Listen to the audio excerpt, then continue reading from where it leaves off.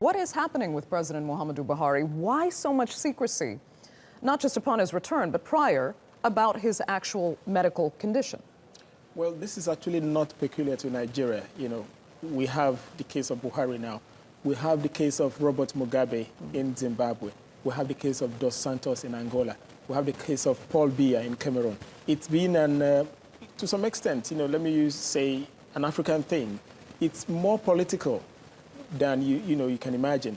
When you actually give out the true condition of the health of a president in Africa, people, the opposition especially, tend to use it. So president handlers, especially in the case of Buhari, they are now being very careful because they're like, if we give out the true condition of his health, constitutionally he's supposed to declare, the state of his health. And people have been asking him to make public the status of his health, but he's refusing. But all they're saying is, first of all, they said he was not sick. Secondly, they said he was taking a deserved, medical rest out of exhaustion. Then later they admitted that he's sick. Now that they've admitted, what's wrong with him? Nobody is saying anything, which has led to speculation. In fact, there were times that even some reports, in some media, that he had died. People were even trying to then photoshopped pictures of him surfaced on the internet, of him receiving visitors and all that. So it's been something that's been going on and on and on, and his supporters have been coming out to defend him that he's not sick, that he's just taking rest, because at 74, they argue that he's old and needs some time. But according to Nigerian law, there are consequences simply for staying away for a certain period of time. Whether you're well or not actually is beside the point.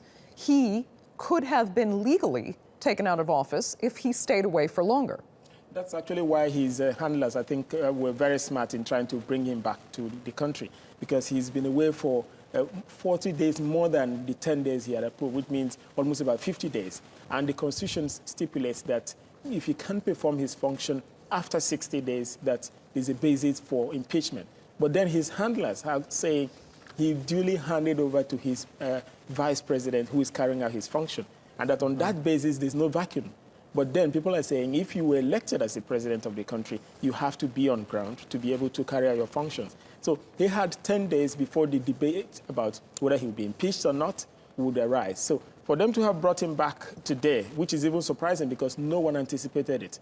So for him to have come back means his handlers are already anticipating that in 10 days' time, there'll be this debate about whether he should be impeached or not. So you're pretty confident that this was the decision of handlers and not maybe the president himself? Yeah, to some extent, because he's always said that he will only wait for his doctor's advice. And there were no reports that he was going to come back anytime soon. Okay. Fidelis Mba, thanks so much for joining us here in the studio.